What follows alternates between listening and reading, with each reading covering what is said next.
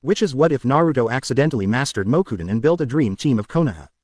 Part 1. And if you enjoy this fanfic, then please press the like button and subscribe to my channel for more fanfic like this. And now let's start the fanfic. Sensei. 8-year-old Uchiha Sasuke stood, his arms crossed, watching with cold eyes as Akamichi Choji and Nara Shikamaru, both his age, stood opposite each other in front of their teacher, Yumino Iruka, behind the ninja academy. A traditional shinobi spar was taking place.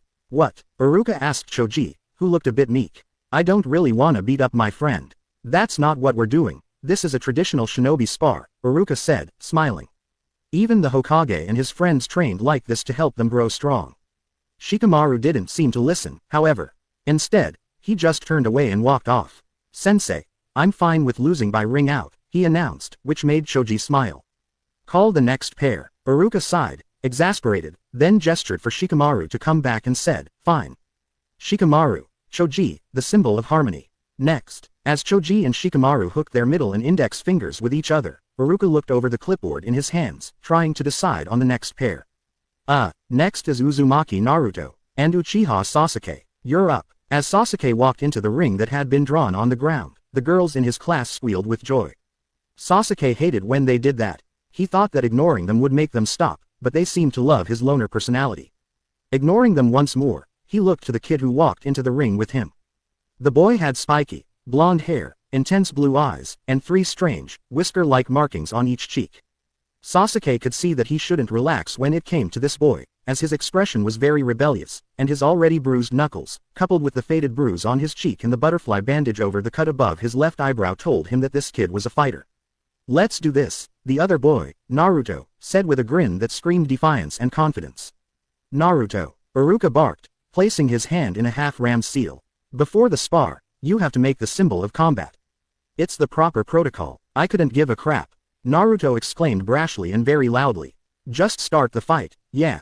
So stupid, Sasuke muttered. Fine, I'll take you down in 1. Stop, the both of you. Iruka ordered. Sheesh, listen, these shinobi spars are a tradition that's been passed down for generations. I realize there's a lot of etiquette, but it's important, and here at the academy, we're teaching you the basics. First, you always face your opponent and point your fingers like this. This is the symbol of combat. It represents on half of a seal that might be used to activate a ninjutsu technique, and means, I've come to face you in battle. When the spar is over, both participants make the symbol of combat and lock their fingers together, to make the symbol of harmony and acknowledge that they are still comrades. This is all part of the proper etiquette for a shinobi spar, and, Iruka stopped and twitched when he saw Naruto looking away, cleaning out his ear. Are you listening, Naruto? This is the second time I've told you this. Yeah. Say, yes, and say it once, you little brat. Naruto scoffed, but then smirked and formed the symbol of combat, staring into Sasuke's eyes, the Uchiha forming the same symbol. Begin, Iruka yelled out, and the 2 kids charged at each other. Sasuke was right when he had assumed that Naruto could fight. He was used to being strong and all, so when Naruto seemed to anticipate every strike and counter with the same efficiency as Sasuke himself, the Uchiha was understandably shocked. The 2 traded blows, and Sasuke, though entirely focused on the fight, noticed in the corner of his eye how the other students were staring in open shock. None of them had apparently been expecting Naruto to be this good. Sasuke grunted when he felt a punch connect with his stomach, hard.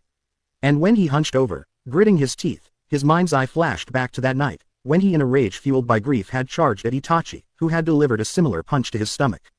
Stumbling back, Sasuke glared at Naruto, and before his eyes the blonde's features changed. Instead of the spiky-haired, cocky blonde, there stood the source of his hatred, Uchiha Itachi.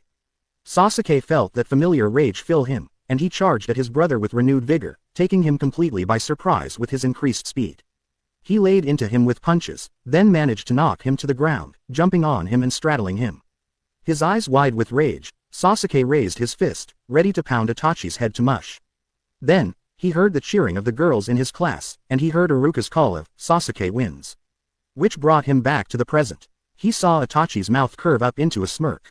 Oh, I've seen eyes like that before, he said, and when he spoke, Sasuke heard Naruto's voice, and Itachi slowly warped back into Naruto, whose smirk faded to be replaced by a curious look.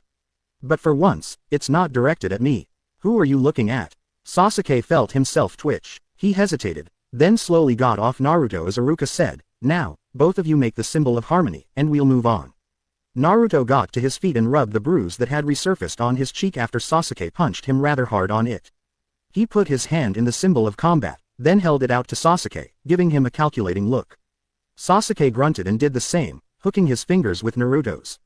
They let go immediately, and Sasuke turned away, gritting his teeth. Later found Sasuke sitting on the Yondaime's head on the Hokage monument.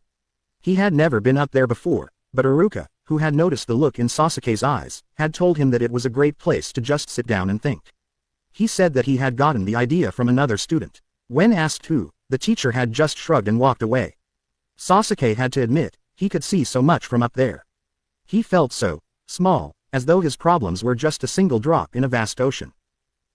Oi, came a grumpy voice from behind Sasuke, interrupting his train of thought. Sasuke looked over his shoulder to see that kid from the academy, Naruto, standing there, his hands in the pockets of his beige cargo shorts. He hadn't changed shirts, so his white t-shirt still had blood spatter on it. Surprisingly, however, his busted lip had already healed, and the bruise on his cheek had almost completely faded. Naruto pointed at the stone where Sasuke sat. "You're in my seat. Don't see your name on it, loser." Sasuke snapped back, glaring at Naruto, whose face scrunched up in anger.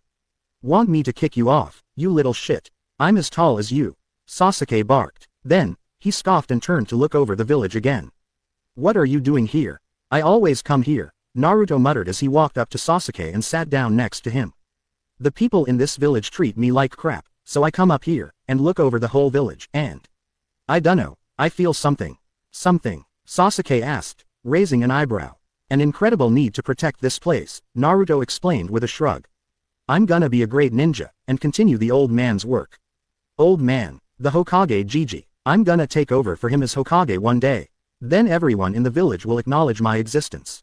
Sasuke scoffed in amusement. What a foolish dream. Suddenly, Sasuke found his collar grabbed by Naruto, who pulled him closer and glared into his eyes with an intensity that Sasuke had never seen before. There was a fire in Naruto's eyes that burned brightly enough to shock Sasuke into speechlessness. This kid had 100% confidence that his dream would come true. "Say that again," Naruto growled out angrily. "Jarif," Sasuke grunted, slapping Naruto's hands off his collar. He righted it again and lowered his head, so that half his face was covered by the high Uchiha trademark collar, gazing darkly out over the village. "I said it was a foolish dream. Empty words aren't going to make them reality. All dreams start out as words. They're the foundation you can build them on," Naruto said insistently. "Without dreams, we will fall into stagnation and our lives will become inconsequential." Sasuke blinked at that and slowly turned to look at the important-looking Naruto in confusion. "Stagnation, inconsequential?" he asked curiously. "What's that mean?" "Dunno," Naruto said with a shrug. "But that's what Gigi told me when I told him about my dream, and if the Hokage says it, it must be important." "Ho, indeed, Naruto-kun." Both Naruto and Sasuke jumped in surprise and turned their heads to see none other than the elderly Sandaime Hokage standing behind them, smiling brightly. "Ah, Gigi," Naruto exclaimed as he shot to his feet, pointing accusingly at Sasuke. "This punk said my dream is dumb." "Tch." Sasuke pouted and looked away. "Don't be too hard on Sasuke-kun," the Sandaime said kindly, walking up and kneeling behind Sasuke, putting a hand on his shoulder.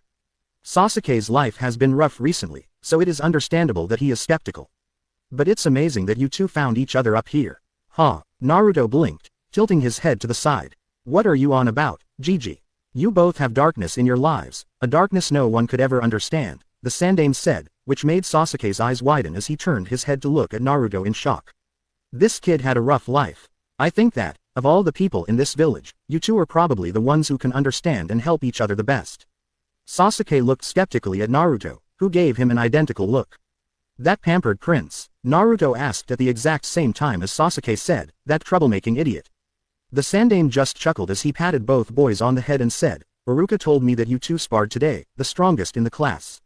If you were that energetic during your spar, you should have gotten a feel for each other's reasons for fighting." Rising again, the Sandaime smiled brightly at them. "I believe, Naruto-kun, Sasuke-kun, that if you two talk, you will become great friends. It's not good to keep everything bottled up inside." With that, the Sandaime disappeared in a puff of smoke. Naruto looked a bit confused for a moment, then shrugged and plopped down next to Sasuke again, humming. "What he mean? Had it rough?" the blonde mumbled, and Sasuke's eyes darkened as he lowered his head again, hiding behind his collar. "I don't wanna talk about it." "Fine," Naruto said with a shrug. Not like I wanna talk to a punk like you, anyway. I just came here to enjoy the view. Sasuke scoffed, keeping his gaze on the village. The two sat in silence for a while, and Sasuke thought back to the spar he had had with Naruto earlier that day. The Sandaime said that they should be able to understand each other, and Sasuke could remember that Itachi had said something similar once, that when two warriors clash, their minds connect, and their true feelings are displayed to each other. Slowly, Sasuke turned his head to look at Naruto, who kept his defiant look on his face as he looked over the village. You have determination, Sasuke spoke up suddenly, which made Naruto look at him. I got that from our spar. You're constantly trying to prove yourself, and the determination is just an outlet for all the hate you hold inside. Hatred for what? Why should I answer? You didn't. Sasuke gave another scoff and looked away from Naruto again. He contemplated for a moment, then said, I am from the Uchiha clan. My brother was the strongest of us all. He was my hero. For as long as I can remember, I have always wanted to be like him. Then, about a month ago, Sasuke closed his eyes and took a deep breath, the events flashing before his eyes. He contemplated avoiding telling Naruto, but felt that it might be best if he talked about it. About a month ago, my brother killed my entire clan, before fleeing the village. Naruto blinked in surprise at that. Wow, that sucks, I guess. What about you? Sasuke asked, hoping to find something else to focus on. What about me? Have you lost anyone? The Hokage said we'd understand each other, so. I don't think he meant it like that, Naruto said with a shrug. I've never lost a family member. Oh, Sasuke thought, and couldn't help but envy Naruto for how lucky he. Then again, I've never had any family to begin with. Huh, Sasuke blinked in surprise. Maybe Naruto wasn't so lucky after all. Yeah, I'm an orphan. No idea who my parents are. I think they died on the day I was born, during the Kyuubi attack or something. Oh, Sasuke said slowly. Is that why you have such a suppressed hatred? Nope, I don't hate the Kyuubi, Naruto said, shaking his head. I don't really hate anything. That's total crap, Sasuke muttered, giving Naruto a skeptical look. The Hokage said that we'd be able to understand each other, since we've sparred, and I felt a lot of hatred coming from you. Naruto scoffed, crossing his arms and turning away while muttering, what do you know? I know a look of hatred. I see it every time I look in the mirror. So tell me. Naruto kept his defiant look for a few moments, but then he seemed to deflate as he turned his head to look over the village. The villagers, I guess, he muttered. They think I'm blind and deaf, but I see and hear everything. Most of these people, they glare at me for no reason, and they whisper things about me, even though they don't know me. They whisper such hurtful things. Why would they do that? I mean, you're a troublemaking fool, but that's. Shut up, Naruto snapped. I only started causing trouble because they whispered a bunch of crap. Sasuke's eyes widened at that. Then, why are they whispering? Dunno, Naruto said with a shrug. They've been doing it for as long as I can remember. When I ask the old man, he gets all dodgy and changes the subject. So, you have no idea what it's like to lose family, and I have no idea what it's like to not have family in the first place, or be whispered about by the villagers. Sasuke muttered, furrowing his brow. How, exactly, are we meant to understand each other? Well, I don't think Gigi meant that we'd understand the thingy itself, but the pain it caused. The thingy, the Gigi has a word for it, but I can't page. Prawn. I can't say it. You should work on that. Gimme a break, alright. I never had someone to teach me properly. Sasuke scoffed in amusement as he looked over the village again, a small smirk on his face. You're pretty useless, aren't you? Shut up, I'll kick you down from here.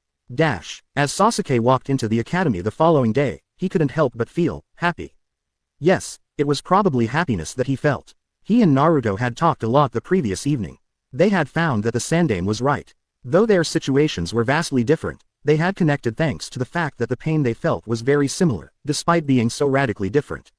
Also, Sasuke felt quite proud of himself for having spent most of the night studying a dictionary so that he could confuse Naruto with big words the following day. Sasuke looked around the classroom, finding two fangirls sitting on either side of the seat he had taken the previous day. They were watching him expectantly, and Sasuke felt very reluctant to go there, so he desperately searched for another spot to sit in. He found it, and as luck would have it, the seat was next to Naruto, who was resting his head on his arms, snoozing peacefully. Yo, Sasuke said as he came up to Naruto and sat down next to him. Naruto opened a single eye and looked at him. Yo, he muttered back, yawning. You look tired. I was up late last night, Sasuke said, smirking. He didn't need to tell him why he'd been up. He'd just settle for using the fruits of his labor. Yeah, same here, Naruto said with a nod. I'm very haggard. I spent most of last night reading a dictionary. It was exhilarating and refreshing at the same time as it was vexatious. Sasuke twitched. He narrowed his eyes and looked away, realizing that he had no idea what that last word meant. I also studied a dictionary, but I never got that far into it. Yeah, those words were probably the only words I bothered to actually memorize properly, Naruto said, sighing tiredly. It's way too much of a hassle to bother with big words. Alright, settle down, came Iruka's voice as the Chunin teacher entered the classroom. As usual, this had no effect whatsoever on the class, who kept chattering with each other. Iruka twitched once, took a deep breath, and yelled out, "Shut the hell up." This, as usual, got their attention, and classes got started. After the class was let out for the day, Naruto and Sasuke didn't go to their respective homes. Instead, they headed to the library, and Sasuke couldn't help but notice the look Naruto got from the librarian, who had looked on the verge of kicking him out before she saw Sasuke accompanying him. He didn't voice this, however, as Naruto was in a good mood, since he had finally gotten a friend. Well, Sasuke hadn't officially said that they were friends, and though he was loath to admit it, he saw Naruto as one. He didn't really know why. They had just clicked somehow. So now, they were looking through scroll after scroll, researching ninja and chakra as much as possible.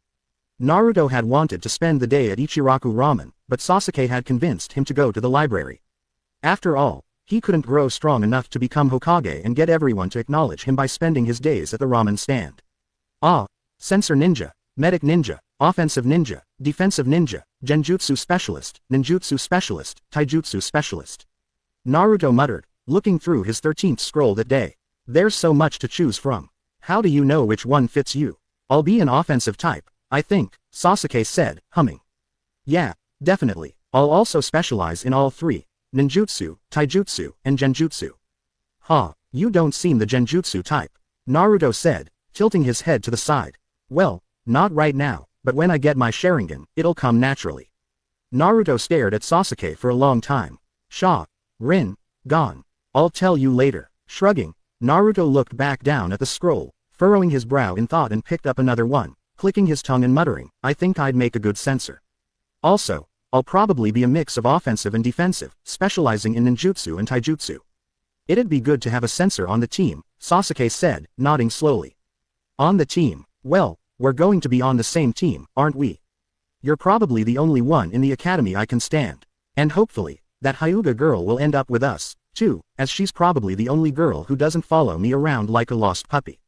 I didn't know we get to pick our teammates. We don't, but we can manipulate things so that we do. Naruto blinked slowly. Then, he ordered, explain.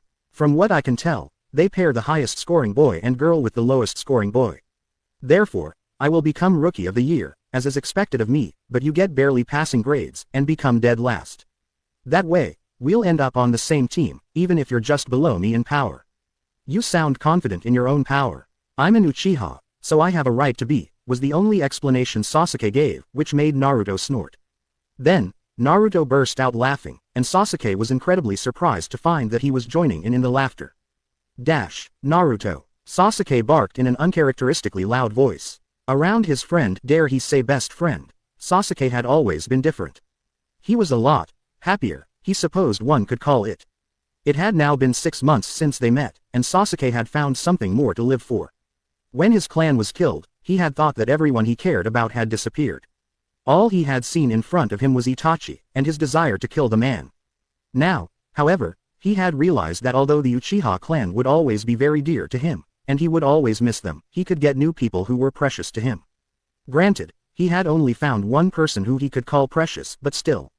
Also, his clan could be revived. That responsibility rested on Sasuke's shoulders now, if he wanted to bring the clan back to greatness. Therefore, he couldn't just focus all his attention on getting strong enough to kill Itachi. After all, if he failed, then the Uchiha clan would be forever gone from Konoha. Naruto. Sasuke came to a sudden halt when he reached their clearing in Training Area 3, where he and Naruto had been given permission to train. He found Naruto sitting in the very center, looking around with a bright smile on his face. Why was he smiling? Because trees had sprouted from the ground around him, trees that Sasuke was 100% sure hadn't been there before. How? Oh, hey, Sasuke. Naruto said, getting to his feet and jogging over to Sasuke. Isn't this cool? I can create trees. How did you do that? Wood isn't an element, Sasuke said, eyes still wide in shock. Their senses had sharpened enough that they weren't surprised when the Sandaime appeared in the clearing. They heard him the second his sandal touched the dirt. I would also like to know that, Naruto-kun, the Sandaime spoke up, staring at Naruto curiously. Well, I just sat there, meditating, and suddenly I started molding chakra, but it felt different, somehow, like my chakra was split in two. So, I tried putting it together again, and, poof, Naruto finished lamely, gesturing for the trees around them. Naruto-kun, did you know that the wood release is a bloodline limit? The Sandaime said seriously, making both Naruto and Sasuke go wide-eyed. Whoa, Naruto exclaimed, a grin appearing on his face as he turned to Sasuke. Did you hear that, Sasuke? I have a bloodline, too. Indeed you do, Naruto-kun. Have any of you heard of the wood release before? I've heard it mentioned by my father once, I think, Sasuke said, scratching his head. Other than that, no. Nope. The wood release was the special bloodline ability of the Shodai Hokage, boys, the Sandaime said, and it didn't take more than a second for both Naruto and Sasuke to realize what he was saying. Holy mother hubbering crap, Naruto exclaimed, eloquently putting into words what both boys felt. I'm related to the Shodai Hokage. And in turn the Nadaime, Naruto-kun, the Sandaime said, nodding. How? I do not know. I didn't think either of your parents were related to them. The Nadaime never had any children, and the last known descendant of the Shodai is. The Sandaime's eyes widened. No, it couldn't be. Naruto blinked, then looked at Sasuke, who shrugged. Neither of them needed to speak in order to know that the other had no clue what the Sandaime was talking about. The old Hokage seemed to realize this, as he smiled at them. The last known descendant of the Shodai Hokage was the son of Senju Tsunade. However, she was forced to give him up for adoption, against the wishes of the village, of course, as she didn't think she could be trusted to raise a child. I believe that fate somehow intervened, and the child remained in the village despite everything. A smirk slowly spread on the Sandaime's face. Naruto-kun, I believe you now deserve to find out the truth about your parents, he said, making Naruto's eyes widen, along with Sasuke's, as Naruto had told him that the Sandaime had often said that it would be too dangerous for the blonde to know. Why don't we talk somewhere more private?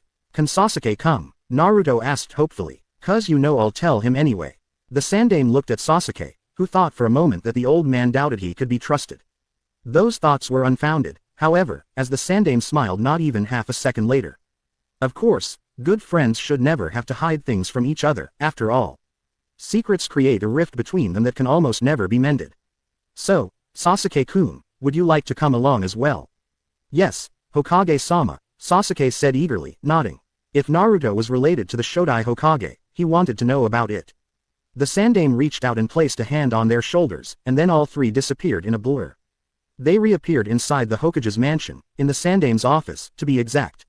The walls were lined with scrolls, showing that that was all the Sandaime did in this office, work on all manner of ninjutsu. Sit down, the Sandaime said, gesturing for 4 cushions on the floor. He sat down on one of them with the usual old person groan, and Naruto and Sasuke sat down as well, watching him eagerly. The Sandaime's gentle, grandfatherly look was replaced by a stern and serious one. Now, Naruto-kun, I want you to remember that this is very sensitive information, and that your parents, grandparents, great-grandparents, and even your great-great-grandparents had enemies that would love to kill you simply out of spite. Therefore, I would like you two to keep this information to yourselves, until I deem you strong enough to protect yourself. Is that clear? Yes, Gigi, Naruto said, and Sasuke nodded in agreement. Very well. Your mother, Naruto-kun, was Uzumaki Kushina, a member of the great Uzumaki clan of Uzushiogakure no Sato, a now destroyed village situated on an island to the east of Fire Country. This clan was known for their great proficiency with sealing techniques and their longevity. She was an amazingly strong woman, and very hot-tempered. The Sandaime paused for a moment, and then gave a small chuckle. In her youth, she was teased in the ninja academy because of her round face and red hair. The children took to calling her Tomato. Naruto gave an audible snort, and Sasuke had to suppress a smirk, knowing that was the kind of name Naruto would have come up with for someone like that. The Sandaime hummed and put a hand on his chin, rubbing it thoughtfully. Of course, that all changed when she started pummeling those who teased her, prompting the children to call her the red-hot-blooded habanero. Naruto tensed, and Sasuke knew his friend well enough to know that Naruto had suddenly decided not to go name-calling anymore, unless the name-callee actually deserved it. Well, what about my dad? Naruto asked, shaking off the horrible thought of being pummeled by an angry redhead. Was he a super cool ninja, or something? Oh, he was super cool, all right, the Sandaime said with a nod. Your father, Your father is the main reason why your true heritage was kept hidden from you. In the last great shinobi war, he made a great enemy out of Iwa. He was the man who would one day rise to become the Yondaime Hokage of Konoha, Namikaze Minato. Sasuke felt his jaw muscles slacken, and his jaw dropped in shock. Glancing to his right, he saw that Naruto had the same reaction, staring at the Sandaime in open shock. My old man was. That's right, Naruto-kun, your father was the Yondaime Hokage, who I now suspect to have been adopted. I believe he may have actually been Tsunade's biological son. The reason why I haven't told you, or anyone else, about this, is that you are, I'm sorry for saying this, a loudmouth, Naruto-kun. Sasuke couldn't suppress a smirk at seeing Naruto twitch in indignation at hearing that. Naruto-kun, if I had told you, then you would have screamed it out to whoever would listen at every chance you had. This would have been brought to Iwa's attention, and they may have tried to kidnap you. GCH. Naruto crossed his arms and pouted. I suppose. However, I didn't want to keep it from you any longer. Now, you are going to need training. There is a man here in Konoha who is quite proficient at using Mokuton ninjutsu. And no, Naruto-kun, he is not a senju, the Sandaime added at seeing Naruto's face brightening. He was experimented on at a young age, and had Shodai-sama's genes implanted in him by a criminal of this village. He is currently serving in the Anbu forces, but I'm going to recall him to be your instructor when it comes to Mokuton ninjutsu. Naruto grinned widely at that. Thanks a lot, Gigi. He exclaimed, then turned to Sasuke. Let's both become super powerful, yeah. Hey, Sasuke scoffed, smirking. As if I'd let you become stronger than me, you fool. The Sandaime stared intently at the two children for a while. Then, his eyes closed as he gave a bright smile, chuckling softly. Naruto twitched, and a disgusted look appeared on his face. Oi, Gigi, why are you smiling like that? Are you a pedophile? It was the Sandaime's turn to twitch. Naruto, today's the day, HN. Naruto and Sasuke were heading for the Ninja Academy. 4.5 years had passed since that day when they discovered Naruto's heritage, and everything had been proceeding according to plan. Naruto and Sasuke spent every day studying or training, or both. However, because of how the teams were sorted, Naruto had stuck with the plan and pretended to be a nobody in class, getting barely passing grades. It had been difficult, though, to get worse grades than Nara Shikamaru. That boy was a genius, but too lazy to lift a pen. Therefore, his grades should have been the poorest, but since they were the same as Naruto's, the blonde had to take drastic measures by adding poor attendance to the list. This had earned him the position of dead last. The two were dressed sharply enough, Naruto wearing a pair of black sandals, black ninja pants with a shuriken holster and a kunai holster strapped to his right leg, and a loose, long-sleeved, black ninja shirt that had been rolled up to just below his elbows, revealing the sleeves of the mesh shirt he wore underneath. Under the shirt, which had a fur collar much like that of the venerable Nadaime Hokage, over the mesh, Naruto wore plate armor. He also had 2 kunai pouches behind his back, and a black, 3-inch wide bracelet on each wrist. Sasuke wore black sandals, black ninja pants with 2 shuriken holsters on his right leg, a black muscle shirt over a mesh shirt, under plate armor, which was hidden by a black, long-sleeved shirt complete with the trademark high collar of the Uchiha, and the Uchiha clan crest on the back. He had only 1 kunai pouch, which was on the left side of his back, as a black chakudo was tucked into his red obi behind his back on his right side. He had identical bracelets on his own wrists. My awesome score in the upcoming exam won't change my overall grade, will it? Naruto asked curiously, and Sasuke shook his head. No, the exam is just to show that you can do what they want you to do, the Uchiha said. His voice was warmer than it had once been, but it was only like that when he was talking to Naruto, or whoever else he felt had earned his respect, such as the Sandaime Hokage, and Naruto's teacher, who went by the codename Yamato. Hey, then it'll be good to show these punks how good I really am. Naruto said, punching his fist into his open palm. Of course, most of the academy already knew how strong he really was. After all, Sasuke's fangirls had spied on a lot of their lighter training sessions, and even then it was intense, and since Naruto could easily keep up with Sasuke, they had figured out that he was just acting in class, and had naturally spread the word. Sasuke blinked once and looked at Naruto. Who is it this time? I'm not molding chakra right now, Naruto said, crossing his arms. So I haven't the slightest. Then mold some. Naruto's left eyebrow slowly rose, and he turned his head to look at Sasuke, who sighed. Please mold some. Naruto nodded and closed his eyes, activating his keen chakra sensing abilities. He located all 5 people who were following them, and identified their chakra signatures. The usual fangirls on hour 6, and on the rooftop at 4 o'clock is Hinata. Hinata, haven't had her following us around for about a week, Sasuke commented. It was widely known that Hinata was probably the only girl in the academy who wasn't a fangirl. Instead, she was an admirer. She didn't admire Sasuke, however, but instead it was Naruto who she focused her attention on. She had told Kiba, who had told Shikamaru, who had told Ino, who had told Sasuke that she admired Naruto for his determination and will to never give up, even when looked down upon by the general populace of the village. She greatly admired his character, but was too shy to talk to him. Still suck at the bunshin, though, Naruto muttered, bringing the topic back to the exam. Dunno how I'm gonna pull that one off. Way ahead of you, Sasuke said confidently. Don't worry, you'll pass with flying colors.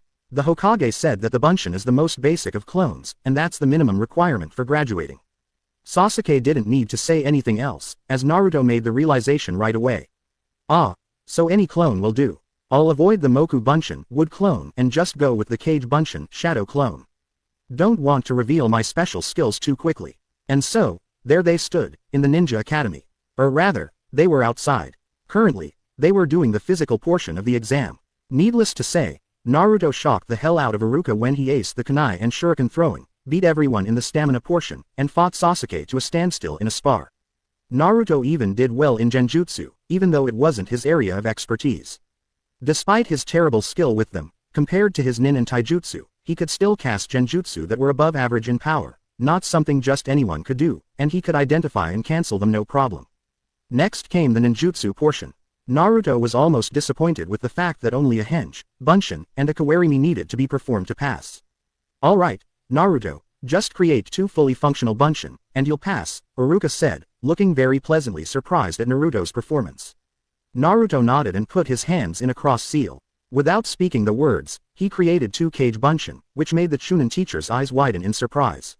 These are Kage bunshin. The Jiji says that my chakra stores are too big for me to create a normal bunshin, Naruto said with a shrug. Well, you pass, Naruto. Congratulations, Iruka said, picking up one of the Hittite on the table in front of him and handing it to Naruto, who shook his head. It's cool, I've got my own, he said and reached into his kunai pouch, taking out a scroll and opening it. He placed his hand on a seal in the scroll, and in a poof of smoke, a gray hapuri with the Konoha symbol engraved on the forehead appeared, landing in Naruto's hand. It was old and scratched here and there, and Iruka's eyes widened. And Naruto, is that the Nadime's hapuri? Naruto said with a nod as he put the scroll in his kunai pouch again, before putting on the hapuri. Yeah, the Jiji gave it to me. Well, later, sensei. With that, Naruto left the classroom, finding Sasuke waiting for him outside, already wearing his Hittite. They didn't need to speak. Instead, Naruto just grinned and pointed with his thumb up at his hapuri. Big surprise there, Sasuke said, looking bored. So, do we eat and then train, or do we train and then eat? Let's go eat first, yeah. Celebrate our graduation, Naruto said, still grinning as he and Sasuke walked off. Starting today, all of you are real shinobi, Iruka said happily to the gathered graduates the next day, smiling proudly. But you are still genin. The hard journey that lies ahead has just started. Now you will soon get missions to help the village. So today, we will create the 3-man teams, and each of you will have a Junin sensei. You will follow your sensei's instructions in order to successfully complete your missions.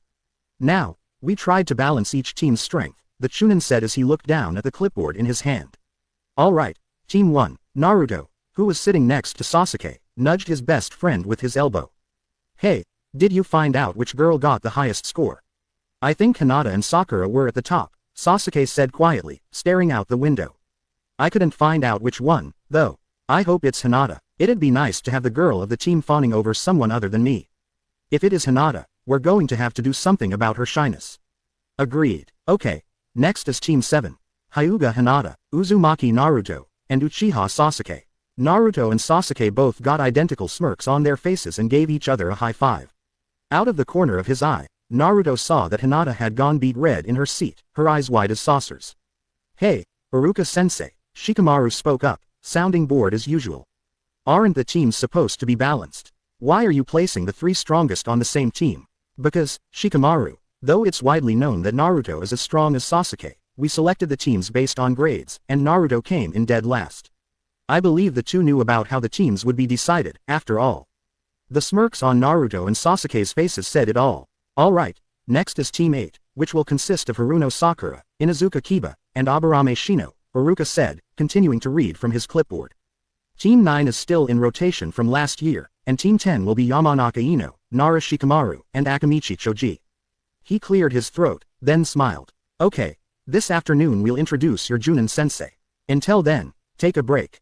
Hinata, Naruto called as everyone rose from their seats. The Hyuga heiress jumped at being addressed by her crush and spun to face him, completely red-faced still. Sasuke and I are gonna grab some lunch, you wanna come? Aye. Hinata started poking her fingers together, ducking her head down, which made Naruto and Sasuke share a look with each other, eyebrows raised. Sure, Naruto-kun.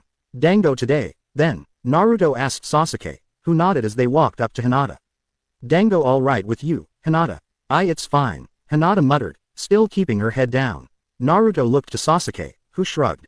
The newly made Team 7 headed to a nearby Dango shop, where Naruto and Sasuke each ordered 10 sticks, and Hinata ordered 5. You didn't pack lunch, Naruto asked Hinata as they waited for their food. Come to think of it, I've never seen you bring lunch. No, I go back home to eat lunch, Hinata said quietly. What about you two? Sasuke prefers Dango, but he can't make it, and me, well, the last time I tried cooking, Sasuke and I had to battle the ensuing creation to the death. Hinata giggled at that, especially at the look on Sasuke's face when he thought back to the monster stew. A stew shouldn't have been able to grow tentacles, damn it. So, Hinata, Naruto said as their order arrived, watching as Hinata jumped at being addressed. Why don't you give us a rundown of your abilities, Sasuke and I know each other's skills well enough, but we have no idea about you. Oh, I'm kind of weak. Hinata mumbled shyly, ducking her head. Yeah, we don't buy that, Sasuke said simply. If you were weak, you wouldn't have scored top of the class. How about we go first? Give small introductions, he said, looking to Naruto for confirmation and getting a nod. Alright, I'm Uchiha Sasuke. I specialize in ninjutsu and genjutsu. My chakra control is excellent, and my strength is above average. I don't have the best stamina, but it's not lousy, either. My preferred jutsu are Kaden Jutsu. Uzumaki Naruto, Naruto said, raising his hand unnecessarily in greeting. I specialize in ninjutsu and taijutsu. I'm also a very accomplished sensor.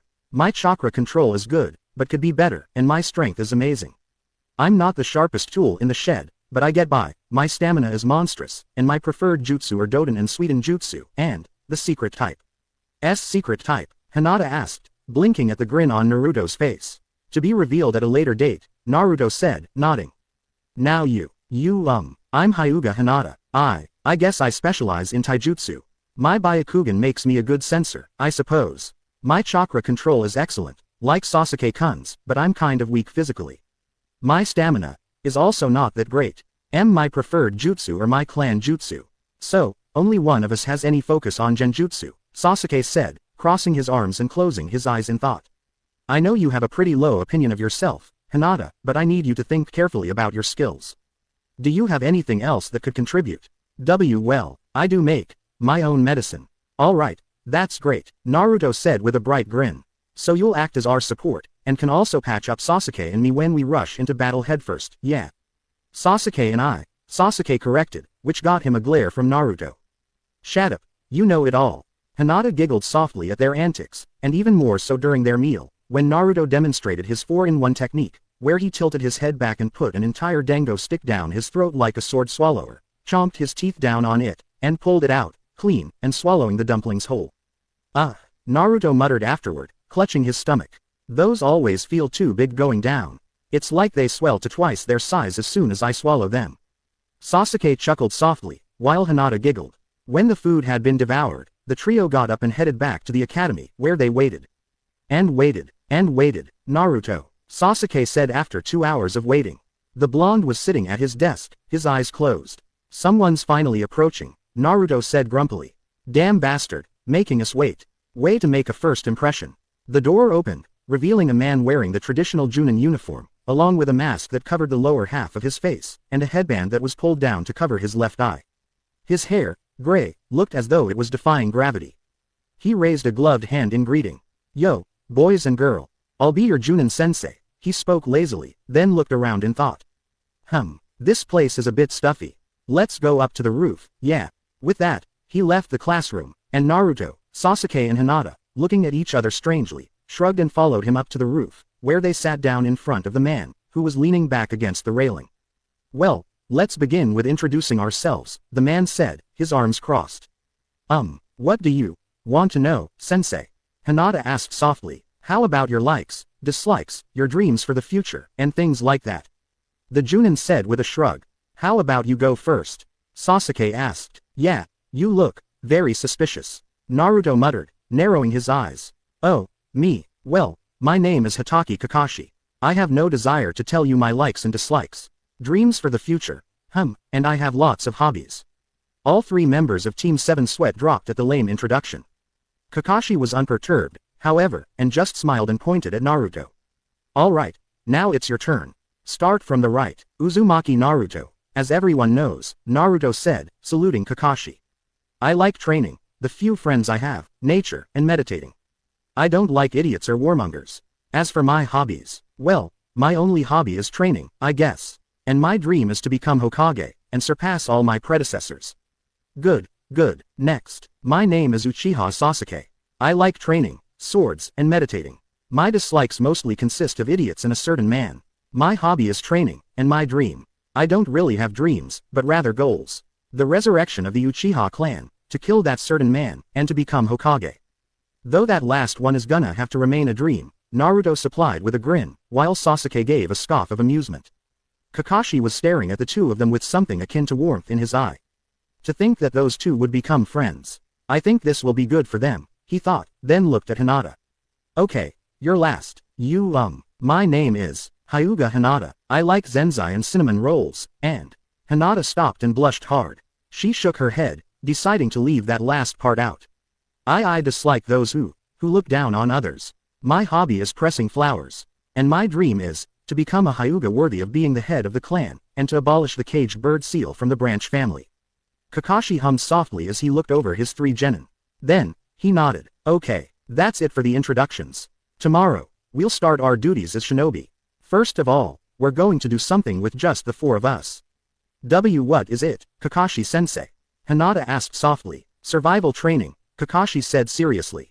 Survival training, Sasuke repeated curiously. We did enough of that in the academy. This isn't a normal training. This time, I'm your opponent, Kakashi said, making everyone's eyes widen. He chuckled softly. What's so funny? Naruto asked with a slight glare, still a little ticked that they found out nothing about the man. Oh, well, it's just that when I tell you this, you guys are going to freak out. Just spit it out, damn it, don't keep us in suspense. Of the 27 graduates, only 9 will be chosen to become genin. The rest will be sent back to the academy. This training is a very difficult exam with a failure rate of over 66%. Everyone's eyes went even wider than before at that, and Kakashi just laughed and pointed at them. I told you you'd freak out. Then what the hell was graduation for? Naruto growled out. Oh, that was just to select those who have the potential to become genin. It takes more than a couple of jutsu to become one, after all, Kakashi said. Anyway, tomorrow you have to show your real skills on the training ground. Bring all the shinobi tools you have. Oh, and skip breakfast, or you might throw up. As his genin once more went wide-eyed, Kakashi took 3 pieces of paper out of his kunai pouch and held them out to them. The details are on this paper. And don't be late tomorrow. Good morning, everyone, Naruto said happily as the 3 genin met in training area 7 the next day. None of them looked tired, which was good, and none of them looked hungry, either, which was better. As Sasuke had said earlier, it was better to throw up than fight on an empty stomach. I'm guessing our sensei is going to be late again, Sasuke said, his hands in his pockets. Hinata nodded. I detect a pattern emerging, she mumbled softly. Well, better make good use of the time we have, Naruto said as he sat down in the lotus position, his eyes drifting shut. I'll keep a lookout for him, and Sasuke, you come up with some good battle plans. Sasuke nodded and sat down, humming. All right, Hinata, you are proficient in the Juken, gentle fist, right? I'm not as good as my father, or my sister, but I guess. Sasuke was quiet for a moment, his eyes still closed. Then, he spoke up. All right, listen up. I'm sure we're all very strong, but none of us can win against a Junin alone. Therefore, we're going to have to work together if we want to beat him. If it comes down to a fight, which it most likely will, Naruto will be acting as support. And Naruto-kun will, Hinata asked, blinking. But, I thought you said, I would be support. I did say that, but Naruto has special jutsu in this case perfect for distracting and capturing Kakashi from a distance. While Naruto is distracting him, you and I will come at him in taijutsu. I'll go high, you go low. If you can, target his nuts. Naruto gave an audible snort at that and opened his eyes to see Hinata turning beet red again. Wow, that's kinda cruel, Sasuke, Naruto said in amusement. Are you sure you want to put Kakashi-tem through that punishment for being late? Sasuke said simply. I do, of course, have other plans as well. I want you to memorize them perfectly. Now, plan B. They waited for another 2 hours, before Kakashi finally arrived, and he had the audacity to wave happily at them as if he was right on time.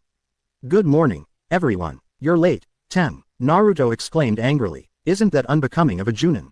Ah, so sorry. See, a black cat crossed my path, and... Stop lying, you're wasting our time, Sasuke said coldly, his arms crossed, which made Kakashi sweat drop. How serious? He thought with a sigh. He took off his backpack and set it down next to the 3 wooden poles in the clearing, before fishing out an alarm clock and setting it down on the pole. Okay, it's set for noon, he announced, taking 2 bells out of his kunai pouch and holding them out. Here are 2 bells, your task is to take these from me before the time's up. Those who don't have a bell by noon gets no lunch. I'll not only tie you to one of those stumps, but I'll also eat right in front of you. Kakashi didn't see the hungry, devastated faces he had been expecting to see. Instead, the 2 boys of the group were glaring at him, and the girl was staring shyly at the ground. Kakashi blinked slowly, but then shook his head and continued. You only have to get 1 bell. There are only 2, so one of you will definitely be tied to the stump. And, the person who doesn't take a bell fails. So at least one of you will be sent back to the academy, Kakashi said, smirking at the shocked looks on their faces. If you want, you can use your weapons. You won't succeed if you don't come at me with the intent to kill. Any questions? Not getting any questions, Kakashi nodded and took a deep breath, his eye closed. Alright, then, begin. With that, all 4 of them dashed off. TCH, Naruto uttered as he hid in a tree, a disgusted look on his face. Pitting his students against not only himself, but each other as well. Yeah, came Sasuke's voice from behind him as his friend landed on the same branch. This guy's something else, and from what the rumor mill says, he's not someone to toy with, either. So, what do you think? I think the same thing you do, Naruto said, as though it was obvious. Neither of us wants to be sent back to the academy, but it'd be a shitty thing for us to do to team up and let Hinata fend for herself. Besides, she's probably the only girl I can stand. So, we can either have one of us go back to the academy or Hinata. Sasuke muttered, a smirk appearing on his face. That Kakashi Yaro, that kind of guy just pisses me off. So, what do we do? Naruto asked, crossing his arms. I say we figure out a way to get all 3 to pass, Sasuke said, his smirk widening.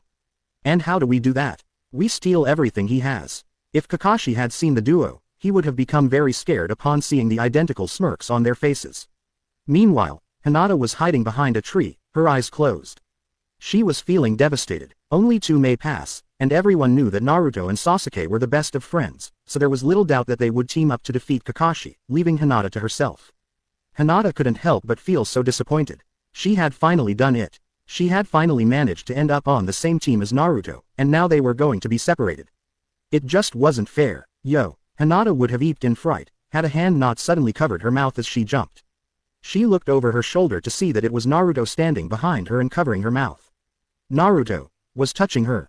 Naruto let out a, huh, when he saw Hinata's eyes get unfocused as her face once more went beet red. Thankfully, though, she managed to keep from passing out, as Naruto let go of her. Anyway, Hinata, Sasuke's already in position for Plan F, Naruto said, jutting his thumb over his shoulder. You better get ready too. But, Hinata blinked in confusion. See, there are only 2 bells. Naruto-kun, you should. Now, we're a team now, Naruto said, grinning slightly. Sasuke and I wouldn't feel right leaving you behind, so we're doing this as a team. Besides, we'll be stealing more than just the bells from that Kakashi Yaro. We'll be stealing enough to pass 18 genin. Naruto winked at Hinata, then jumped off to get in position. In the meantime, Kakashi was standing in a clearing near the river running through Training Area 7, looking around and stretching his senses. His sense of smell could easily detect his students, and he could sense their chakra as well. They've hidden themselves well. The most important thing for a shinobi is to be able to hide themselves, after all. They could probably hide from a chunin at this level. Wait, Kakashi blinked as he focused on Sasuke's chakra signature. Then, his eyes widened when he felt that it was really Naruto's. Had he created a clone and manipulated his chakra to feel like Sasuke's? The soft thump of a sandal landing on the dirt was all the warning Kakashi got, before he had to duck under a swing from Sasuke's Chikudo. The Uchiha kept spinning and aimed a kick at Kakashi's head, forcing the Junin to leap away. More footsteps were heard behind him, and Kakashi leapt away yet again to avoid a Juken strike from Hinata. All three had teamed up so soon. He honestly hadn't been expecting that. Both genin charged at Kakashi, who dodged and dodged. Sasuke swung high with his Chikudo, and Hinata went after his abdomen with her Juken, forcing him to lean and twist without pause in order to avoid being hit. Considering they focused on only taijutsu and kenjutsu, he felt it would be unfair at this point to use ninjutsu. After all, this was partly to test their abilities. Now, Naruto, Sasuke called suddenly, and Kakashi's eye widened. The only warning he got was a slight rumbling in the ground, before wooden poles shot out of it, wrapping around his arms and legs. What? Kakashi exclaimed, his eye wide. He didn't have time to think about it, however, as Hinata reached him just then, and slammed her chakra-laced palm into his chest. Only for Kakashi to disappear in a poof of smoke, replaced by a log. Kawarimi, Sasuke muttered with a scoff. He can't have gone far. Indeed he hadn't, as just then, Kakashi blurred into view behind Naruto, who was hiding behind a pair of bushes, a kunai at his throat. Naruto's hands were in a snake seal, and Kakashi smiled at the blonde. Oh ho, Mokuton ninjutsu, huh, haven't seen that for a while. However, this is the end for you, Naruto. Really? Naruto asked with a smirk. In a flash, his hand was planted on the ground, and Kakashi only had a millisecond to react before a wooden spike burst out of the ground beneath him, forcing him to leap into the clearing again. He wasn't given any breathing room, as Hinata was on him in an instant. She didn't strike as fiercely or quickly as some of the Hyuga Kakashi had sparred with in the past, but she was impressive nonetheless. However, he had no trouble keeping up. As he stepped back to avoid another strike, Kakashi noticed out of the corner of his eye how Sasuke had just finished a string of hand seals. Kaden. Gukakyu no Jutsu, Fire Element, Grand Fireball Technique. Sasuke brought his hand to his mouth and unleashed a massive fireball, sending it hurling at Kakashi and Hinata, the Junin going wide-eyed. Gukakyu. Impossible. A genin shouldn't have that much chakra. And he's aiming for Hinata as well. Evidently, Sasuke had been confident that Hinata wouldn't be hurt, and so was Hinata, apparently, as she looked quite calm. Suddenly, wood burst from the ground and enveloped Hinata in a protective wooden dome just as the fire reached them. Kakashi jumped into the air to avoid the fireball, which smashed into the wooden dome and exploded. More wooden poles burst from the ground and shot up at Kakashi, wrapping around his wrists and ankles, before forcefully yanking him down to the ground. Kakashi slammed hard into the ground on his back and grunted. Sure, he hadn't even used half his power in this spar, but still. These kids were already Chunin level. He was brought out of his musings as his three genin came walking up to him, staring down at the pinned Chunin. Then, Naruto knelt next to him and grabbed the bells, tossing them to Sasuke, who gave one to Hinata. That's some self-sacrificing you're showing there, Naruto, Kakashi spoke calmly, despite the situation he was in. Are you sure you want to be sent back to the academy? I won't be sent back, Naruto said with a grin as he grabbed Kakashi's kunai pouch and removed it from his person, opening it and rummaging through it. Either all of us pass, or no one. So, I'm going to see if you have anything worth threatening in order to pass us. Kakashi's eye widened to the size of a saucer when he saw Naruto fish out his precious book, Ika Ika Paradise. Naruto must have caught his reaction, because his grin widened as he wiggled it at Sasuke. Look, Sasuke, our new teacher likes reading dirty books. How about you set it on fire? Yeah. That sounds like an amazing idea, Naruto, Sasuke said, a cruel smirk on his face. You can't do that, Kakashi exclaimed. Fine, fine, you all pass. Now let me go and give me my book. Hey, Naruto uttered as he put the book back in the kunai pouch and dropped it onto Kakashi's stomach, before putting his hand in a half-ram seal. The wood holding Kakashi loosened and sank back into the earth, allowing Kakashi to sit up. Well, you would have passed anyway, Kakashi said as he stood up, refastening his kunai pouch. This test was designed to see if you could figure out the hidden meaning behind it. Hidden meaning, Hinata mumbled, and Sasuke hummed, crossing his arms. You pitted the three of us against not only you, but each other as well. There was no way we were going to get a bell on our own, so we had to team up.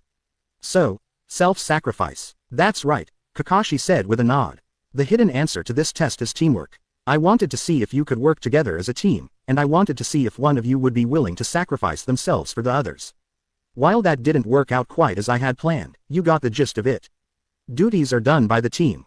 Of course, individual strength is also important to a ninja, but what's even more important is teamwork. Kakashi looked over his three genin, and a bright smile appeared on his face. Naruto, Sasuke, even if you two are best friends, you still didn't leave Hinata behind in order to get the bells for yourselves. That shows that you have character, compassion, honor. You will be risking your lives in these duties. If a hostage is taken, you will have tough choices to make, and you may not always make the right one. Kakashi sighed and gestured for them to follow him as he walked over to where the poles were, behind which was a large stone with hundreds of names carved into it. Look at this, the numerous names carved on this stone. These are ninjas who were recognized as heroes of the village, Kakashi said, staring softly at the stone. But, they aren't just normal heroes. Why do I get the feeling you're about to say something depressing? Naruto muttered. These ninjas are all heroes who died on duty, Kakashi explained. This is a memorial. My best friend's name is also carved here. ... You guys are the first team I've ever passed. Everyone else would just do whatever I told them. They were all just morons, who only thought about themselves, and about doing what I ordered. A ninja must see underneath the underneath. Those who break the rules and codes of the ninja world are called trash, but, you know what? Those who don't take care of their comrades are lower than trash. I want you all to remember that. TCH, Sasuke muttered. Here I thought I had you figured out, then you go say something cool like that. Kakashi smiled brightly and flashed them a thumbs up. That ends the training. All of you pass. Okay. Starting tomorrow, Team 7 will begin its duties. All right, Naruto exclaimed with a wide grin, pumping his fist into the air. My climb to the top starts here. Ah, my precious Tora-chan. I missed you so much. The wife of the fire daimyo, Madame Shijimi, yelled out as she hugged her cat tightly in the mission's office, despite the cat looking like it was choking to death. You had me so worried, my little baby. No wonder it ran away. Naruto muttered, 3 scratches across the bridge of his nose, and many more on his hands. Sasuke had 3 on his cheek, 3 on his neck, and about as many on his hands as Naruto. I would, too, HN, kind of makes you pity it. Hinata mumbled softly, having no scratches on her. Now, Kakashi's Team 7, the Sandaime said as he was looking over the documents in front of him. Your next duty is, babysitting an elder's grandson, shopping in the neighboring village, and help with the potato digging. You can also. I'm gonna stop you right there, Gigi, Naruto said suddenly. Everyone save for his team stared at him in utter shock for daring to interrupt the Hokage. You and I both know that this team is stronger than any genin team you have.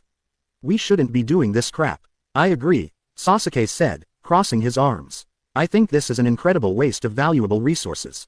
After all, besides team training, coming up with strategies and combinations, all they had been doing since graduating was D-ranked missions. You idiots, Iruka barked, sitting next to the Sandaime, who just sighed. You are just rookies. Everyone starts off with the simple duties and work their way up. I don't give a crap. We're not everyone, Naruto barked back. We get these crap missions I wouldn't even force academy students to do. This is not ninja work. Suddenly, Kakashi's fist bopped Naruto on the head, accompanied by the Junin saying, Quiet, you. Naruto-kun, it seems I have to explain to you what these duties are all about, the Sandaime said, puffing on his pipe. Listen, every day, we get all kinds of requests from people, ranging from babysitting to assassination. We rank the missions, and blah, blah, blah, Naruto said, his arms crossed. But you've told us that genin get both D and C ranked missions. I know we're fresh out of the academy, but you know as well as I do that we can handle a C rank. Right, Sasuke, Hinata. HN. I think so. I apologize, Kakashi mumbled, scratching the back of his head in embarrassment. The Sandaime, however, looked thoughtful and hummed while puffing on his pipe. He interlaced his fingers in front of his face and smirked. Very well, if you want it that much, I'll give you a C rank, and we'll see how you do.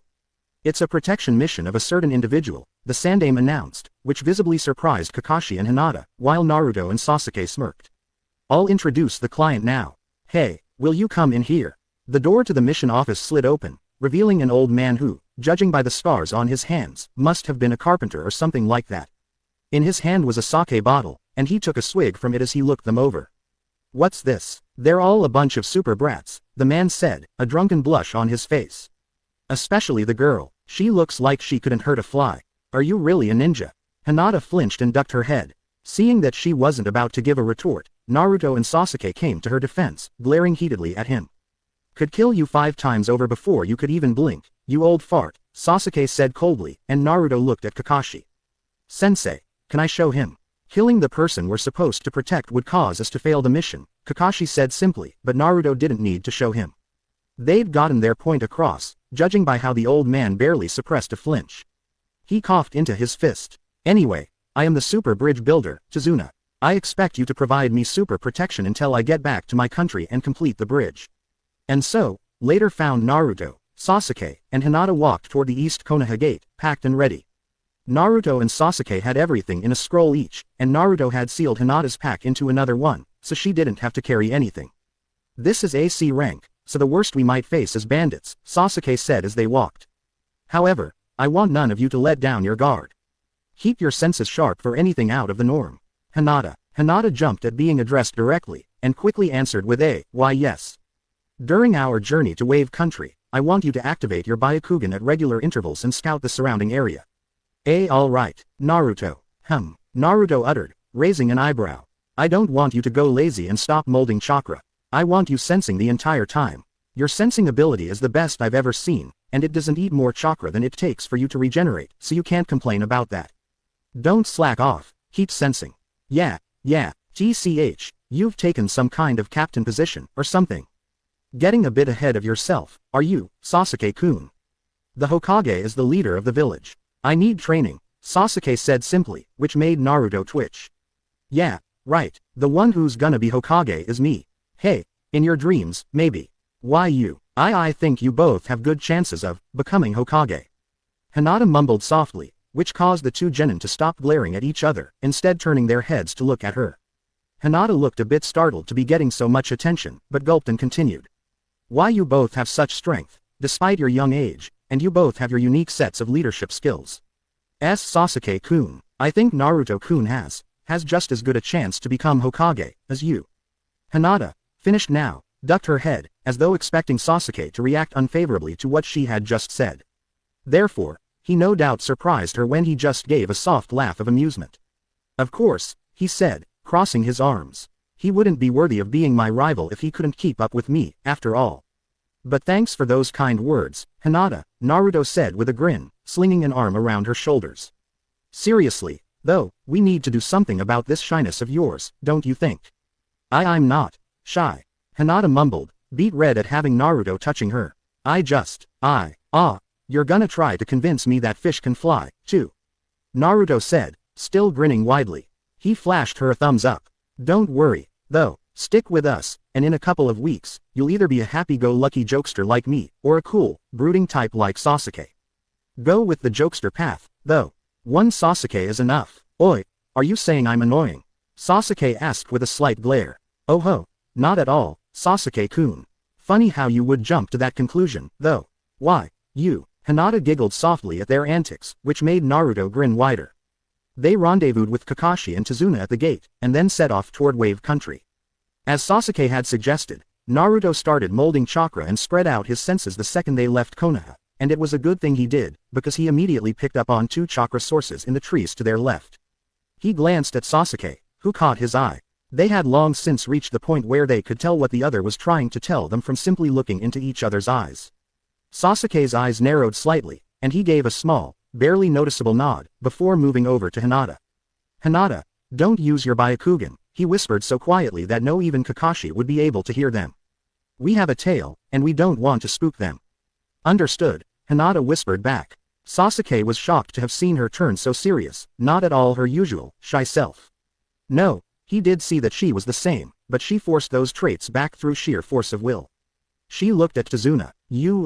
Tazuna-san, what? You are from Wave Country, right? What about it? Do you have a ninja village? It was Kakashi who answered. No, not in Wave Country. Most other countries have them, but Wave Country is a bit too small for it. Hey, don't worry, though. These won't be any ninja combat in AC rank mission.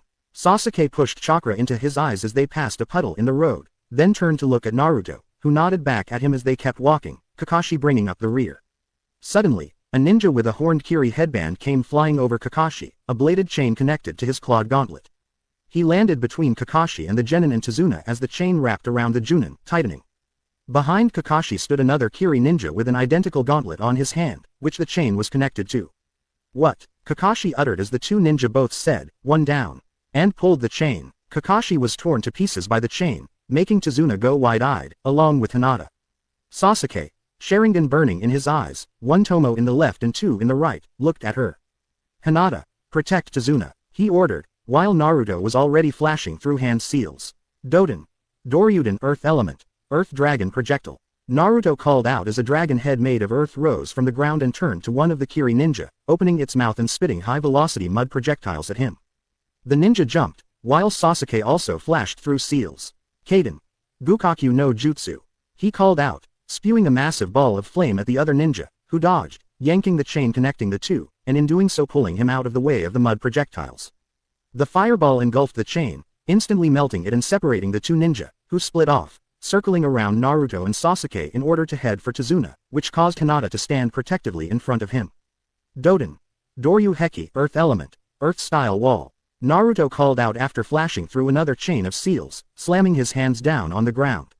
One of the ninja, who was coming at Tazuna from behind, suddenly found himself stopped rather abruptly as he ran straight into the earth wall that shot up in front of him. As soon as his head bounced off the wall, Naruto put his hand in a snake seal. Mokuton. Sashiki no Jutsu Wood Element. Cutting Technique. Naruto called as a wooden blade sprouted from his hand. He spun and flung the blade at the dazed Kiri ninja, piercing him in the shoulder. Gotcha, Naruto proclaimed triumphantly, putting his hand in a half-ram seal and focusing his chakra. Sodatsu Grow. The Kiri ninja's eyes widened when the wood inside his body suddenly sprouted 5 thick spikes that extended to burst out of his body in a shower of blood, piercing many vital organs in the process. Naruto's eyes widened at seeing an actual person be hit by that jutsu. Up until now, all he had practiced on was straw practice dummies. There was so much blood. Well done, Naruto, came Kakashi's voice, making him look toward Tazuna, to see that Sasuke had moved to stand protectively in front of Hinata, and Kakashi was standing in front of him, holding the other Kiri ninja who was unconscious in a headlock. You guys reacted much better than I would have believed. Kakashi made to turn to Tazuna, but he stopped and looked at Naruto, noticing that the blonde's hands were shaking slightly. Well, it's to be expected. It was his first kill, Kakashi thought, his gaze softening. But to do it at that age, I'll have to talk to him about it later. Kakashi turned to Tazuna and gave him a very serious look.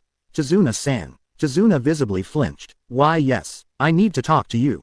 Within moments, the Kiri ninja had been tied to a tree, and judging from the fact that he was glaring daggers at Naruto, he was awake. This guy is a Chunin rank ninja, one of the demon brothers of Kurigakure no Sato. They are ninjas known to keep fighting no matter what. How did you read our movements?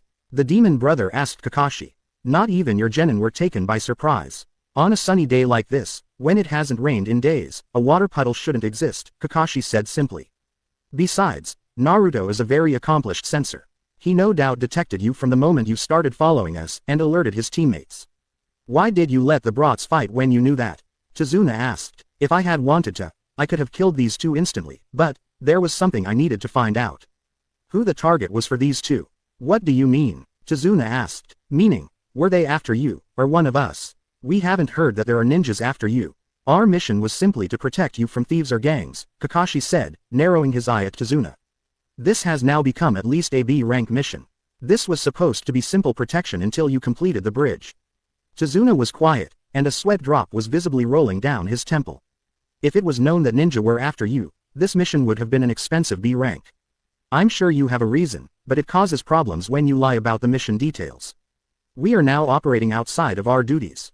A- are we ready for this type of mission? Hinata asked, gulping. I suppose that, at this point, it would be customary for us to abandon the mission, Kakashi said slowly, nodding more to himself than to the others. Sensei. Tazuna spoke up suddenly, catching Kakashi's attention. I have to talk to you. It's about this mission. You're right, this job is most likely outside of your duties. It turns out that a super dangerous man is after my life. Super dangerous man, Kakashi repeated, raising his only visible eyebrow. Who? You've probably at least heard his name before, Tazuna said quietly. The wealthy shipping magnate, a man named Getu. Huh, Getu, from that Getu company? Kakashi asked, his eye widening in surprise. He's said to be one of the world's few extremely wealthy people. Yes, officially, he runs a large shipping company, Tazuna said with a nod. But, secretly, he sells drugs and other illegal items using ninja and gang members to take over businesses and countries. He's a super nasty man. It was about a year ago when he set his eyes on the wave country. Through money and violence, he quickly took control of the country's shipping industry. Getu now has a monopoly on all business traffic in the country. The only thing he has to fear now is the completion of the bridge. And, because you are building the bridge to the mainland, he won't hold a monopoly anymore. Hinata concluded, to which Tazuna nodded. So, those ninja were hired by Geto? Sasuke asked, and Tazuna nodded. But what I don't understand is, if you knew ninja could be after you, why did you hide that fact when you hired us? Kakashi wanted to know. Tazuna sighed. The wave country is super poor. Even the daimyo has no money. Of course, we don't have much money, either. Not enough for the expensive B-rank mission. Well, if you quit the mission now, I will definitely be killed. But, don't worry about it. Tazuna said with a bright smile on his face. If I die, my cute, 10-year-old grandson will just cry for a few days. Oh, yeah, and my daughter will live a sad life, hating Konoha ninja forever. But it won't be your fault. Not at all. Kakashi twitched at that, scratching the plate on his Hittai-8. Then, he sighed and smiled at Tazuna, saying, well, I guess we have no choice. We will protect you, at least until you get back to your country. Tazuna smiled and thanked them profusely, but they could all see the victorious glint in his eyes. They set off, Kakashi in the front, Hinata and Tazuna in the middle, and Naruto and Sasuke bringing up the rear. Hey, Sasuke said softly, looking down at Naruto's hands. You're shaking. Still a bit shocked, I guess. Naruto mumbled, taking deep breaths. It's not like I've actually killed a man before. It was you or him, Sasuke said simply. Don't beat yourself up about it. Well, I know that, but my body doesn't seem to want to listen. It's not good to be shaking, especially now that we know that enemies are going to attack. Give me a minute, and I'll be fine, Naruto said, a small grin on his face. The group managed to make their way into wave country without encountering any more enemies. However, Naruto, Sasuke, and Hinata were always on alert, their senses sharp. As Naruto had said, his shaking had stopped, and he was ready for anything. If we're attacked again, it'll probably be a Chunin, since the two Chunin were defeated, Naruto stated as they walked, to which Kakashi nodded. Without a doubt, Naruto perked up, and in a flash he fished out a kunai, hurling it into a bush, making the others jump, save for Kakashi, who must have sensed it as well. Naruto, Sasuke asked, tense. TCH, Kawaii, huh? Naruto muttered, lowering his hand. His eyes closed, and he stretched out his senses. Everyone, get down, Kakashi ordered suddenly, ducking, just as Naruto detected the presence. Naruto grabbed Hinata and dropped, while Sasuke tackled Tazuna to the ground. A giant sword came flying through the air, passing through the space where the genins' necks would have been, before embedding itself in a tree, at which point a ninja landed on the hilt of the massive Zanbetu. The man wore striped pants, camo pattern leg and arm warmers, and bandages wrapped around the lower half of his face. Tied sideways to his head was a Kiri Hittai-8. Well, Kakashi uttered as they all got to their feet. If it isn't the Kuritaker missing nin, Momochi Zabuza-kun. Naruto, Sasuke uttered, as Naruto narrowed his eyes. Be careful, guys, this guy's got as much chakra as I do. And it's dark. Very dark, and powerful. Naruto muttered. Hinata formed a few hand seals, then called, Byakugan. Veins were visible around her eyes as her dojutsu activated, and her eyes widened when she looked at Zabuza. He's right. This chakra. Sasuke, curious, activated his Sharingan and looked at Zabuza, his eyes widening as well. No, it's only a little, but his chakra stores are larger than yours, Naruto. Ho, Zabuza spoke, turning around so that he was facing them. He lowered himself into a crouch, resting his elbows on his knees as he watched them. Sharingan, Byakugan, and a skilled sensor.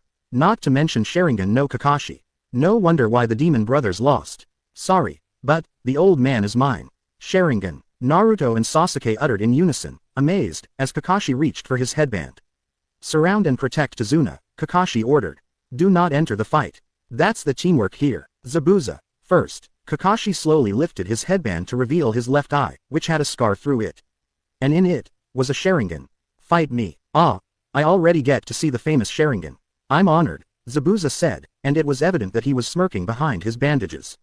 When I was in the Kuritaker Anbu, I kept a handbook. It included information of you. It said, the man who has copied over 1,000 jutsu. Copy Ninja Kakashi. Oi, Sasuke, Naruto muttered. I thought the Sharingan was an Uchiha bloodline. Why the hell does he have it? No idea, Sasuke said, narrowing his own pair of Sharingan eyes. But I intend to find out. Let's end all the talking, Zabuza said as he reached down, grabbing the hilt of the sword he was standing on. I have to kill that old man. Immediately, the three genin moved to stand protectively around Tazuna, ready for anything. But, Kakashi, it seems I have to beat you first. Zabuza kicked off the tree, yanking his sword out as he flew toward the lake in front of them, landing on it. He released a large amount of chakra, causing the water to start swirling around him. Ninpu. Kurigakur no Jutsu, ninja art, hidden mist technique. Zabuza muttered as a thick mist rolled in, causing him to disappear from view. He'll come after me first, Kakashi announced.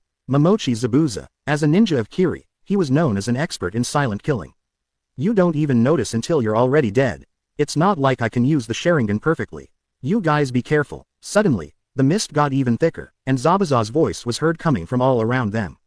8 choices: larynx, spine, lungs, liver, jugular, subclavian artery, kidneys, heart. Which one should I go after?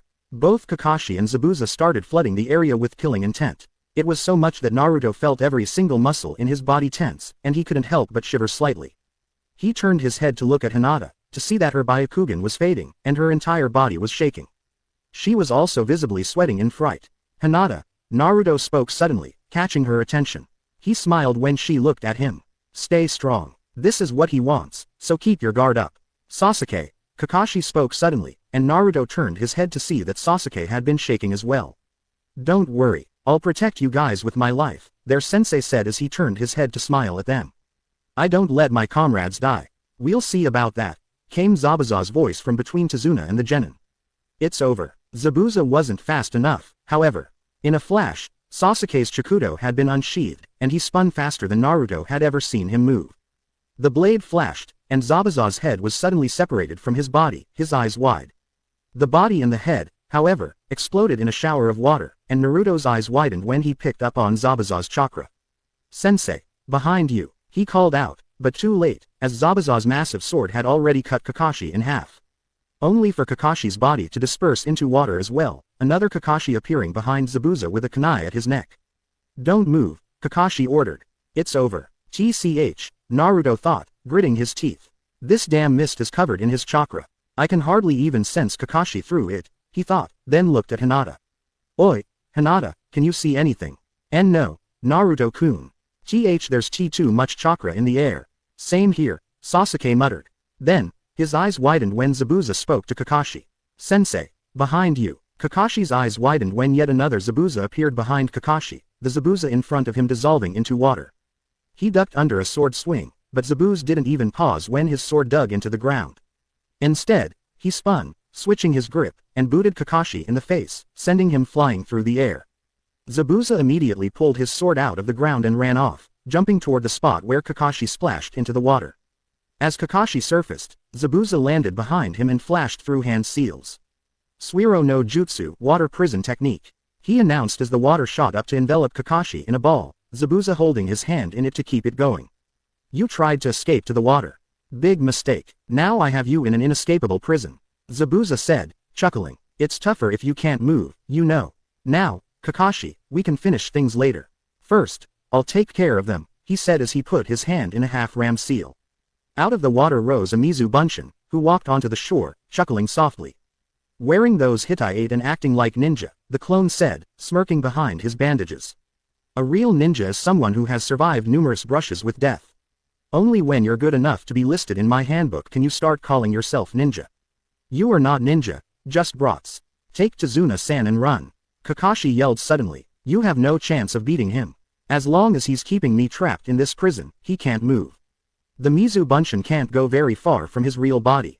Just run away now. Naruto slowly turned his head to look at Sasuke, who smirked and nodded. Then he looked to Hinata, who gulped, but steeled herself nonetheless, nodding as well. Run away. TCH, Kakashi-sensei, you underestimate us, Naruto said, a grin spreading on his face. A Mizu Bunshin only possesses 1/10 of the original's power. Do you think it's that weak? Besides, the success of this fight depends on you, Sasuke said. If we run away now, Zabuza will just kill you, then pick us off one by one at his leisure. Besides, those who abandon their comrades are even worse than trash, right? Tazuna-san, Naruto said, ignoring Kakashi's wide-eyed look, instead looking to the old man, who sighed. Well, I planted this seed myself. I'm not going to say that I desire to live so much that I'd stop you. I'm sorry, guys, fight as much as you want. Zabuza's clone, however, just started laughing, grinning slightly. You guys will never grow up. Going to keep playing ninja, When I was your age, These hands were already dyed red with blood. So, Naruto asked, raising an eyebrow. What? That makes you a ninja. That just makes you a psychopathic killer, you eyebrowless freak. He exclaimed, raising his hand to point at Zabuza. Don't talk as if you know us. Talking trash is for when the battle is over. Sasuke. Combo 27. Hey, right, Sasuke said as they both started flashing through hand seals. Naruto ended in a snake seal, and a wooden pole shot out of the ground in front of Sasuke, heading past the Zabuza clone and then curving around him, intending on wrapping around him.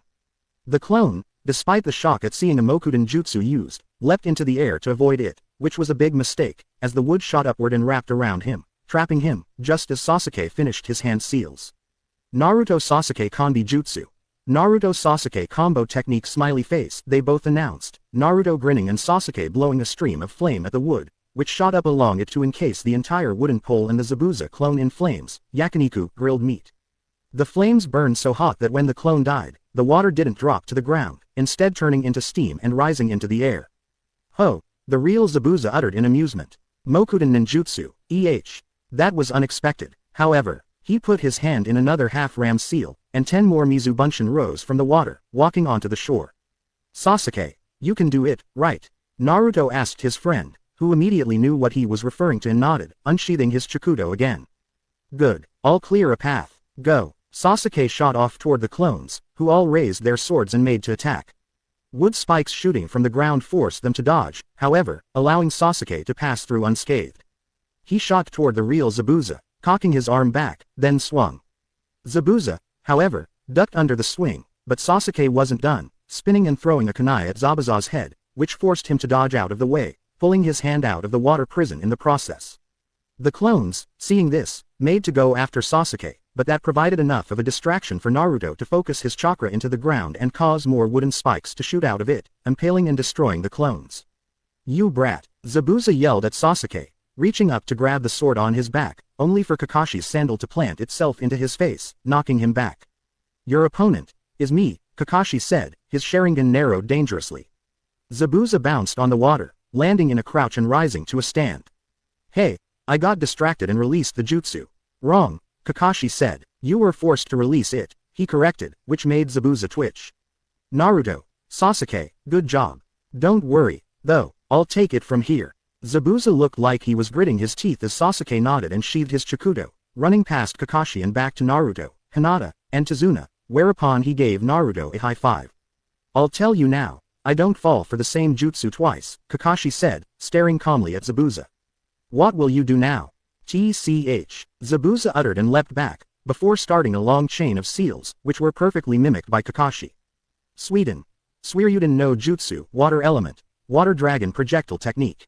The both called out in perfect unison as two dragons formed out of the water between them and charged at each other, crashing into each other and exploding. That many seals, and he copied them flawlessly, Naruto muttered, bracing himself as the water washed up onto the shore and crashed into them. He turned to look at Sasuke. Can you do that? Not at this stage of the Sharingan. No, Sasuke said, shaking his head as he saw the two Junin clash right underneath where the two water dragons had crashed into each other, Kakashi blocking Zabuza's sword with a kunai. Strange, Zabuza thought, narrowing his eyes as he stared into the Sharingan. What's going on? He pushed off and jumped back, Kakashi mimicking his actions perfectly, as he tried circling around him, then stopped and raised his hands to perform the Kurigaker Jutsu. My movements, Zabuza thought as he lowered one of his hands, Kakashi doing the same. He's completely reading them, Kakashi finished his line of thought, making his eyes widen. What, did he read my mind? Zabuza thought, feeling sweat breaking out on his forehead, placing his hands in a seal. Damn, that freaky eye is pissing me off, right? Zabuza twitched. Hey, all you're doing is copying me. You can't beat me, you monkey bastard. Both Kakashi and Zabuza exclaimed at once, and that really made Zabuza's eyes widen. Damn you, I'll make it so you can never open that mouth again. Zabuza growled out, flashing through hand seals. He stopped, however, amazed, as he saw himself form behind Kakashi. That's me. That's not possible. Is this one of his genjutsu? Kakashi, to his surprise, finished the chain of seals Zabuza had been doing, and called out, Sweden. Daibakufu no Jutsu, Water Element, Grand Waterfall Technique. As his Sharingan started spinning, and the water in front of him came to life and rose up, rushing at Zabuza. What? Impossible. Zabuza roared as the water smashed into him, sending him through a large amount of trees with the force of it. I'm the one doing the jutsu, yet I can't keep up. He thought in a panic, right before getting washed into a tree, after which his arms and legs were pierced by kunai. It's over, came Kakashi's voice from above, making him look up to see Kakashi crouching on a tree branch. How can you see the future? Zabuza asked, still in shock. Yeah, your future is death, Kakashi proclaimed, raising a kunai. Before he could use it, however, two Senbon needles came flying out of nowhere and pierced Zabuza's neck. Zabuza's eyes were wide as he collapsed to the ground, and everyone looked up to another tree, to see a kid around the genin's age, wearing a mask that looked almost like an Anbu mask, which had the Kiri markings on the forehead. Hee, you're right, he's dead, the boy spoke in a very feminine voice, which matched his feminine body. Who's the gender-confused masked boy? Naruto asked loudly, displaying his usual tact as Kakashi jumped down to Zabuza's body, checking his pulse. Thank you very much, the masked ninja said, bowing. I have been searching for the opportunity to kill Zabuza for a long time. That mask, Kakashi said, looking up at him. You're a Kiri Hunter Nin. Hunter Nin, Hinata repeated in confusion, looking to her teammates for explanations. Hunter Nin are a special division of Anbu, Sasuke explained. Their duty is to hunt down and kill missing nin. TCH, to get a rank like that at that age. There are some great ninja out there, Naruto asked, a grin on his face. It'd be nice to fight him. The Hunter Nin jumped down and slung Zabuza's arm over his shoulder, picking him up. Your battle is now over, and I must dispose of this body, since it seems to be a body with many secrets, he said, putting his hand in a half-rammed seal. Farewell. The wind started kicking up around him so fast that it was howling, and then, in the blink of an eye, he and Zabuza's corpse were gone. Kakashi breathed a sigh of relief, pulling down his headband to cover his Sharingan, and Sasuke and Hinata deactivated their own eyes. Now we have to get Tazuna-san home, Kakashi announced to his genin. Let's go. Ha ha ha. Super thanks, guys, Tazuna said brightly. Come over to my house and relax for a while. Just as he said that, Kakashi suddenly froze, and tipped forward, unable to move. Ah, I was wondering when that would happen, Naruto said, unsurprised as he walked up to Kakashi, crouching down in front of him. Your chakra stores are lower than mine, and you're using a transplanted eye. That should drain you pretty quickly, Sasuke, gimme a hand here. Why, too weak to carry him yourself? Shut her face hole and give me a hand. Hey,